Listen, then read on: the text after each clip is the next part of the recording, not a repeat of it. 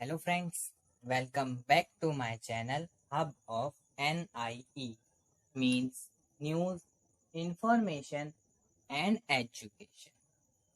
आज का हमारा वीडियो है क्लास 12 बिजनेस स्टडीज का chapter second principles of management. आज हम इस चैप्टर का पार्ट 2 करेंगे। इसका पार्ट 1 ऑलरेडी अपलोड कर दिया गया है। अगर आपने उसे नहीं देखा है तो अभी देख ली। आज हम उससे आगे की बात करेंगे।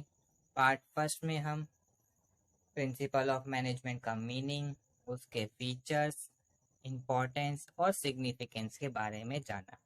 अब हम उससे आगे को जानेंगे। तो हमारा वीडियो स्टार्ट करने से पहले अगर आप हमारे चैनल पर नए हैं या आपने अभी तक हमारे चैनल को सब्सक्राइब नहीं किया है तो इसे अभी सब्सक्राइब कर लें ताकि हमारे आने वाले वीडियो के नोटिफिकेशंस आप तक समय पर पहुंच सके। तो चलिए बिना किसी देरी किए हम आज का अपना video start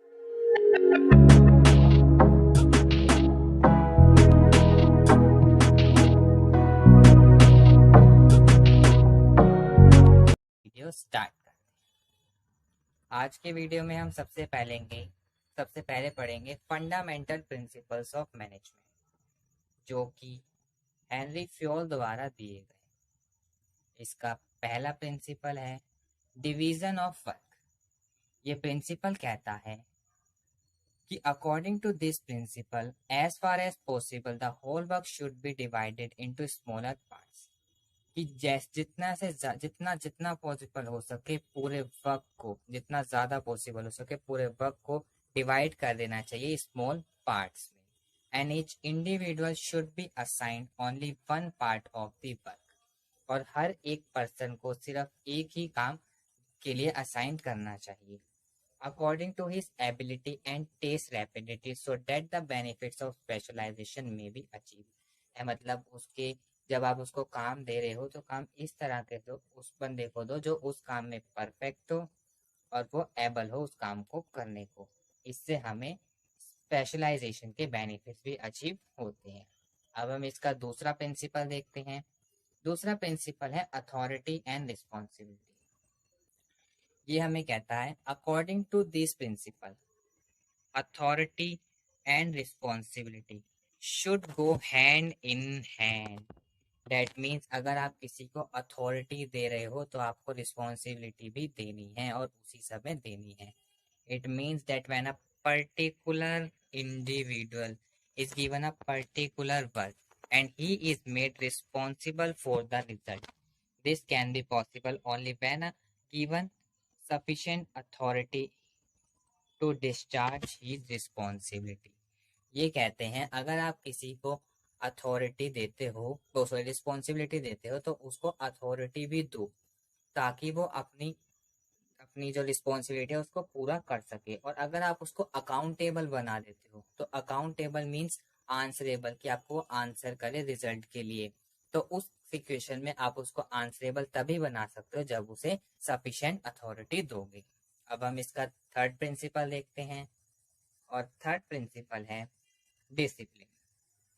according to this principle the organisational rules and employment agreement should be obeyed by the both superior and subordinates which are necessary for the successful working of the organization। ये principle कहता है कि जो organisation के rules हैं और जो employment agreement है उसको सुपीरियर्स और सबऑर्डिनेट्स यानी वर्कर्स और उनके हेड्स दोनों को फॉलो करना चाहिए। ये नेसेसरी है successful working of the organisation. तो अब हम इसके नेक्स्ट प्रिंसिपल को देखते हैं और इसका नेक्स्ट प्रिंसिपल है unity of command. According to the principle of unity of command an individual employee should receive order from only one superior at a time. ये कहता है कि इस प्रिंसिपल के बेस पर आप किसी एक एम्प्लॉय को किसी एक सुपीरियर से ही ऑर्डर दे सकते हैं। दैट मीन्स कि एक ही सुपीरियर होगा जो एम्प्लॉय को ऑर्डर देगा एट अ टाइम, एक समय पर। And that employee should be answerable only to that superior, और जो वो एम्प्लॉय होगा वो सिर्फ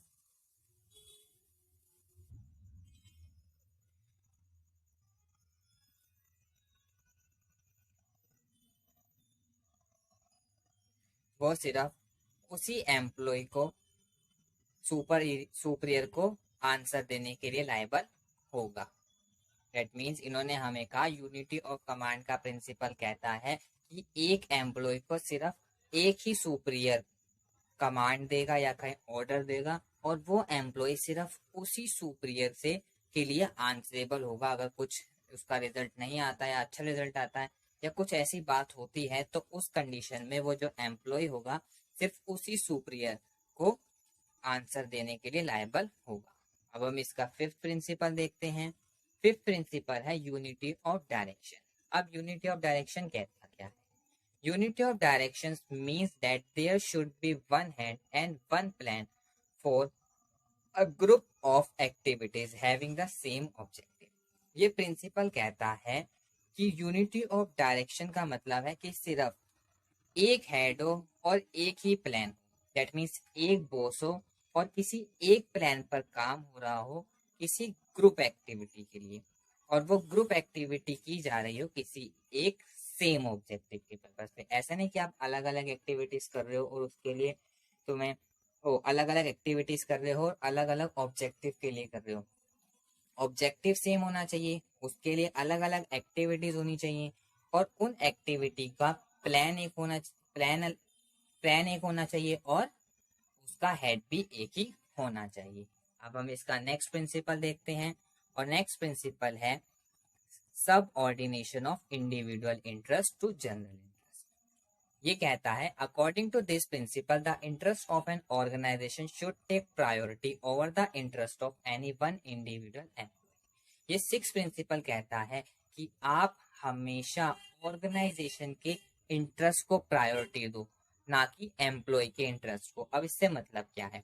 इससे मतलब है लेट सपोज करो मैनेजर का जो भाई है उसके वो गुड्स बनाता है जो कि रॉ मटेरियल सप्लाई करता है, चलो रॉ मटेरियल सप्लाई करता है जो कि हमारी फर्म को चाहिए, बट जो वो रॉ मटेरियल सप्लाई करता है उसकी क्वालिटी अच्छी नहीं है, पर तब भी मैनेजर कहता है कि तुम मेरे भाई से सामान लो। ये हो गया उसका इंडिविजुअल इंटरेस्ट। बट जो जो रॉ मटेरियल पहले से कहीं से आया था उसकी क्वालिटी अच्छी है, और ऑर्गेनाइजेशन हमेशा ये चाहती है कि हम बेटर क्वालिटी के प्रोडक्ट्स बनाए ताकि हमारी मार्केट में डिमांड हो। तो ये हो गया ऑर्गेनाइजेशन इंटरेस्ट कि क्वालिटी को रेफरेंस देते हुए हम उसके भाई से ना मंगाकर जहां से रॉ मटेरियल आ रहा था उसी से मंगाए। ठीक है, तो अब हम अपने नेक्स्ट प्रिंसिपल पे चलते हैं, और हमारा नेक्स्ट प्रिंसिपल है रिम्यूनरेशन टू एम्प्लॉयज। ये प्रिंसिपल कहता है according to this principle the employee should be paid fair remuneration. इस प्रिंसिपल के हिसाब से एम्प्लॉयज को फेयर मतलब अच्छा रिम्यूनरेशन, ठीक ठाक रिम्यूनरेशन देना चाहिए, इसे सैलरी या कहीं वेजेस देने चाहिए, which should give them at least a reasonable standard of living, जो कि उसे कम से कम कोई एक रीजनेबल स्टैंडर्ड दे लिविंग का, कि मतलब उसके पास अपनी नेसेसिटीज को पूरा करने के लिए इनफ रिम्यूनरेशन दिया जाए। हमारा नेक्स्ट प्रिंसिपल है centralisation and decentralisation. According to this principle the superiors should adopt effective centralisation. इसमें एक वर्ड आया इफेक्टिव सेंट्रलाइजेशन, ये बहुत इंपॉर्टेंट है, क्वेश्चन भी बन सकता है, एमसीक्यूज आने आपसे पूछेंगे कि सेंट्रलाइजेशन अच्छा है या डिसेंट्रलाइजेशन अच्छा है, या आप एक मैनेजर को कौन सा से क्या चूज करना चाहिए, आपको ऑप्शन में देगा fully centralisation, full decentralisation, effective centralisation या नॉन ऑफ दिस। तो इसका आंसर क्या होगा? Effective centralisation. अब ये क्या कहता है according to this principle the superior should adopt effective centralisation instead of complete centralisation and complete decentralisation. ये प्रिंसिपल कहता है कि एक सुपीरियर जो हमारा हेड है उसको हमेशा इफेक्टिव सेंट्रलाइजेशन जिसमें कॉस्ट कम आए ऐसा ऐसा वो ढूंढना चाहिए सेंट्रलाइजेशन, इन स्टेड ऑफ ना कि कंप्लीट सेंट्रलाइजेशन ना ही कंप्लीट डिसेंट्रलाइजेशन। दैट मीन्स वो ना ही कंप्लीट सेंट्रलाइजेशन को रेफर करेगा ना ही कंप्लीट डिसेंट्रलाइजेशन को रेफर करेगा, वो किसको रेफर करेगा, इफेक्टिव सेंट्रलाइजेशन। अब हम नेक्स्ट प्रिंसिपल पर चलते हैं, स्केलर चेन हमारा नेक्स्ट प्रिंसिपल है। अब हम जानते हैं meaning of scalar chain. Scalar chain है क्या? Scalar chain refers to a formal line of authority and communication. Scalar chain एक फॉर्मल लाइन है अथॉरिटी और कम्युनिकेशन की। फॉर्मल इनफॉर्मल पढ़ा है ना, कि फॉर्मल लेटर हम किसी ऑफिस वगैरह में लिखते हैं, स्कूल वगैरह में लिखते हैं, वैसे ही फॉर्मल हो गया स्कूल ऑफिस वगैरह के लिए, जो कि अथॉरिटी और कम्युनिकेशन की लाइन है। Which moves from highest to the lowest rank in a straight line, जो कि हाईएस्ट से लोएस्ट रैंक में जाती है एक स्ट्रेट लाइन में। अब हम अपने नेक्स्ट प्रिंसिपल पर चलते हैं, और हमारा नेक्स्ट प्रिंसिपल है order.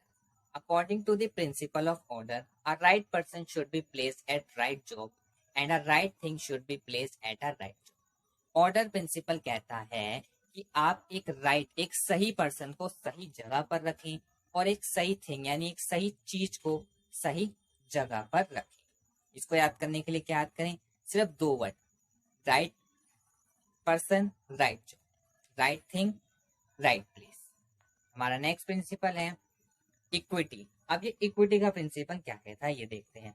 According to this principle, the manager should treat their subordinates as fairly as possible so that they develop a feeling of dedication for their work.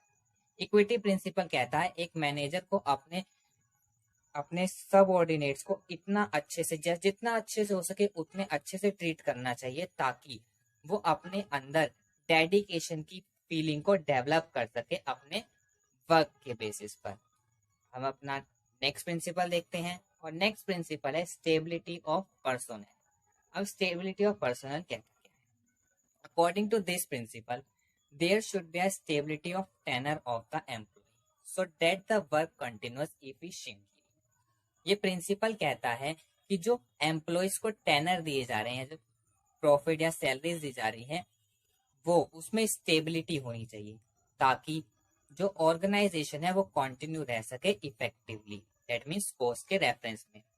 अब हम अपने नेक्स्ट प्रिंसिपल पर चलते हैं, और नेक्स्ट प्रिंसिपल है initiative. According to this principle, employees in the organisation must be given an opportunity in making an executive plan. Initiative principle कहता है कि एम्प्लॉयज को अपॉर्चुनिटी दी जाए ताकि वो प्लान को बनाए और उनको एग्जीक्यूट करें। अब हमारा लास्ट प्रिंसिपल है, ओ सॉरी इसमें लिखा हुआ आया नहीं, मैं बता देता हूँ। हमारा लास्ट प्रिंसिपल है स्प्रेड दी क्रॉप्स, जो कि कहता है कि मैनेजर को ज्यादा से ज्यादा एफर्ट करने चाहिए टीम स्पिरिट को बढ़ाने के लिए। और टीम स्पिरिट को कैसे बढ़ाए, कि वो जब अपने सबऑर्डिनेट्स के साथ कन्वर्सेट करें तो वहां पर वो वी वर्ड को यूज करे, ना कि आई को। तो फ्रेंड्स, आज के वीडियो में हमने जाने फंडामेंटल प्रिंसिपल्स ऑफ मैनेजमेंट, जो कि फ्योल द्वारा दिए गए। आप फ्योल की थोड़ी सी इंट्रोडक्शन आपकी बुक्स में दे रखा है, आप उसको पढ़ लीजिएगा। एमसीक्यू क्वेश्चन हो सकता है उसमें भी आ जाए, वैसे पहले आते नहीं थे।